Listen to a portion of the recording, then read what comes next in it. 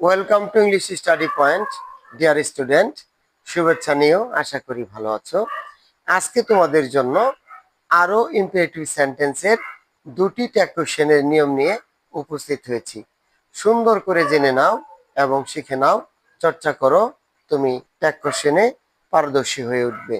দেখো, imperative sentence যেরকম মূল ভার্ব দিয়ে শুরু হয় সেভাবে ডু নট দিয়েও শুরু হয়। আজকে তোমাদেরকে দেখাবো এমন দুটি ইম্পারেটিভ সেন্টেন্স, একটি ইম্পারেটিভ সেন্টেন্স যদি লেটস দিয়ে শুরু হয়, আরেকটা যদি লেট দিয়ে শুরু হয়।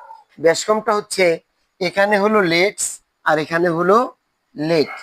তো প্রিয় শিক্ষার্থী, যদি এরকম বাক্য তোমাকে ট্যাগ কোশ্চেন করার জন্য বলা হয়, তাহলে তুমি লক্ষ্য করবে যেই বাক্যটি শুধু লেট দিয়ে শুরু হয়েছে ওই বাক্যটি ট্যাগ কোশ্চেন করতে হলে তোমাকে পুরো বাক্যটা লিখতে হবে, কমা ব্যবহার করতে হবে, তারপরে লিখতে হবে উইল ইউ।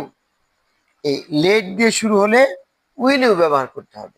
আর যদি লেটস দিয়ে শুরু হয় তাহলে কি করতে হবে জানো?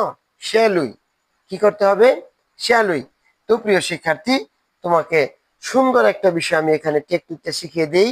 যদি তুমি দেখো লেট, তাহলে উইল ইউ। আর যদি দেখো লেটস দিয়ে তোমার বাক্যটি শুরু হয়েছে, তাহলে তুমি শ্যাল উই লিখবে। লক্ষ্য করো কিভাবে তুমি পরীক্ষার হলে উত্তরটি লিখবে। এই যে তোমার বাক্যটি, যে বাক্যটি আছে বাক্যটি তোমাকে পুরা লিখতে হবে। লেখার পরে তোমাকে কমা ব্যবহার করতে হবে, তারপরে তুমি লিখবে শ্যাল উই। এই বাক্যের পরে লিখবে শ্যাল ইউ, আর এই বাক্যের পরে লিখবে উইল ইউ। এইভাবে তোমার মডেল কোশ্চেনের মধ্যে অনেক বাক্য দেওয়া আছে, চর্চা করলে তুমি দক্ষ হবে। ধন্যবাদ, ভালো থেকো।